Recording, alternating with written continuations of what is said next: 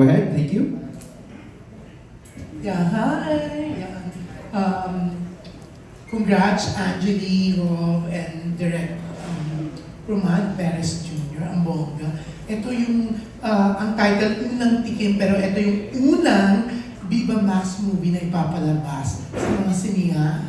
Yan ang bongga, di ba? So ano masasabi nyo dyan, Direct, Angeli, and Rob? Yan. Ang bongga, di ba? Si Direct, ito na yung patunay na ikaw talaga ang king of Viva Max. Of course, sobrang grateful po kami, especially sa Viva. And medyo may pressure, yes, kasi ito yung first VMX na lalabas sa sinihan. Kaya nandun din yung pressure namin lahat. Pero I know na lahat kami, ginawa namin lahat dito. Binigay namin yung buong effort namin dito sa pelikulang to. Very exciting, happy, and excited na ako mapanood yung work ng lahat namin dito sa big screen. And of course, yes, also pressure dahil every scene, since it's a big screen, lahat ng acting mo, lahat ng words and nuances makikita sa big screen. Kaya each and every sequence that we had really gave it the best, and I hope it will appreciate it. Yeah, thank you. And Direct? Hi, Kuya Jun. Good afternoon. Tama yung mga sinabi ng girls, no? Pressure. Sobrang laki ng pressure na nakalagay sa balikat namin. Nakakamiti lang kami ngayon, pero pero sobrang laki ng pressure na kinakaharap namin ngayon. Pero sobrang saya din namin kasi ito ang utopia. Ito ang dreamland ng VMX, no? Nandun na pumapasok na tayo andun na, papunta na siya. Ang mainstream media ay papunta na sa cinema. Yun. Makakauwi na kami ulit sa kung saan tayo nagsimula. So yan nga, sa sinihan na, mga sinihan na ipapalabas. May ano ito, na MTRCB na ito. Tapos na? Yes, opo. Yes, na MTRCB na. Masaya naman po kami. May SM, syempre. So hindi siya R18? R18, may R16. Yes.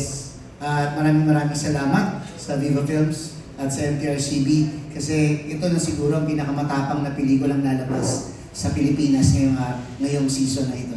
So R18 and R16? R18. Bakit dalawa? SM Malls ay R16. So may binawas? Walang binawas. Gumawa kami ng cut para talaga sa SM para mapuntahan natin yung masa ng SM Malls. Gumawa kami ng cut for Ayala Cinemas, Robinsons at iba pang mga cinemas. Gumawa kami ng cut na mas todong-todo para sa iba. Buti hindi na X? Hindi naman po. Sa Viva Max nyo mapapanood yan next year. So sa Viva mo na ang Max Next year. Mas matindi? Mas matindi yun. Ginawa din namin yun. Gumawa din kami ng cut for Viva Max next year. Yan. Angeli and Rob, yan.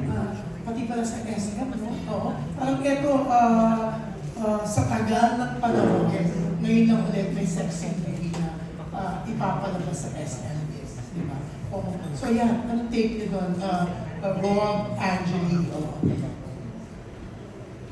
I really didn't think about the sexy part na ilalabas sa cinema.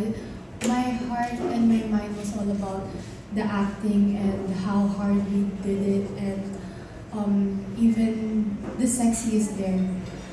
Yung art and music and the love was there too. So for me, I think it's another good movie that will be shown in cinema, and I'm thankful na kami yung napili sa SM Cinemas. Ayun po, like what Angeli said po, yes. Lahat naman po talaga dito is, lalo na acting, hindi lang talaga sexy, din yung pinakita namin dito. Ngayon, sobrang grateful pa rin talaga kami until now na ito ilalabas na sa sinihan. And ayun, andun pa rin talaga yung pressure natin lahat. As in, So, sana magustuhan to ng tao at supportahan po natin to. And thank you and congratulations ha, ang Thank you bongga. Oo, kasi talagang may R16, R18, di ba? At least yung X, abangan next year sa Viva Max. So, yeah, congrats and good luck! Thank you so much po, Sir Jude Lanin of Abante. Next up, we have Mr.